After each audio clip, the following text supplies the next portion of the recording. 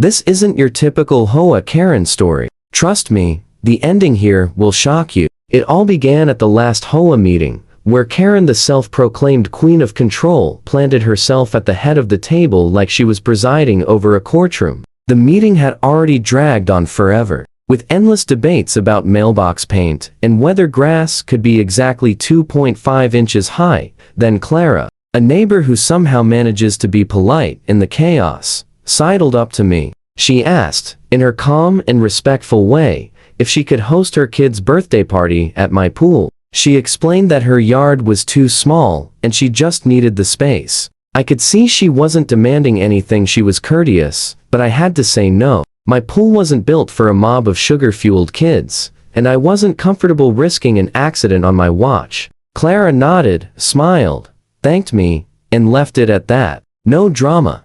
Welcome Tummy Channel, your hotspot for the juiciest HOA conflicts. Don't forget to like and subscribe for more top-tier HOA chaos. But of course, Karen had overheard. She whipped around, eyes wide, indignation practically radiating off her. What nonsense, she barked. That pool isn't just yours, it's practically a community pool. Anyone could use it. I laughed, thinking she was joking. She wasn't. Karen doubled down, voice rising. You think you can just hoard something like that? My patience snapped. Karen, I said, keeping my voice calm but firm, I built that pool with my own money. It's on my property. Your HOA didn't pay a single cent. My words carried across the room, but she didn't flinch. Clara tried to back me up, reminding Karen that I had every right to refuse. Still, Karen leaned back, smirk plastered across her face, as if she'd already won. I thought it was over.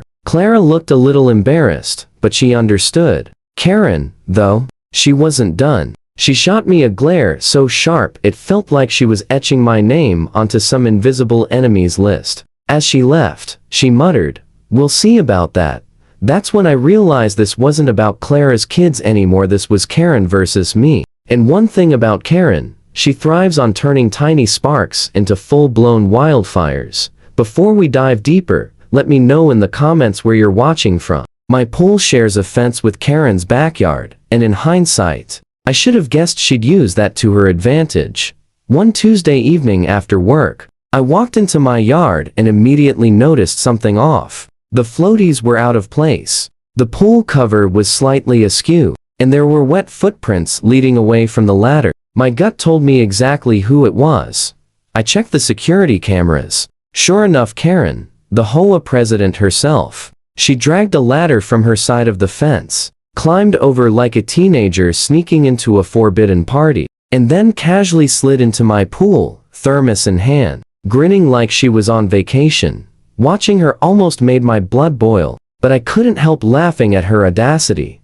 The next morning, I tried being civil. I posted signs around the pool and on the fence. Private property, no trespassing. Big, bold letters. Impossible to miss. By the time I came home that day and checked the cameras, there she was again, just waiting. Day after day, it became her routine. The moment I left for work, she'd stage her little heist, crowning herself pool queen. Finally, I decided enough was enough. I marched over to her house, knocked, and tried reasoning with her. She opened the door, that trademark Karen expression on her face, half smile, half condescension. "Karen," I said politely, "you can't keep using my pool. It's trespassing. You need to stop." She tilted her head, smirked, and shot back, "Actually, I can. That pool is for public use. As HOA president, I have every right." I nearly laughed. "Public use? Karen, this isn't a park, it's my backyard." She leaned in, lowering her voice like it was a threat. "Take it up with the board. You'll lose." That was it. I stopped arguing. I just smiled. "All right, then," I said. And just like that, in those two words, I already knew exactly what was coming next. I knew exactly what Karen needed: a little taste of petty revenge, served sizzling hot. After a few nights of scheming, I landed on something brilliant. A prank-level electric setup. Nothing lethal, nothing illegal, just enough sting to make her regret every splash she'd ever taken in my pool. I got to work. I bought insulated wiring, watched every tutorial I could find, and carefully rigged the pool ladder handrail with a low voltage current. Safe, controlled, but unforgettable. I made sure everything looked perfect. The water sparkled, the deck was spotless, and for extra temptation, I tossed a brand new inflatable float into the pool.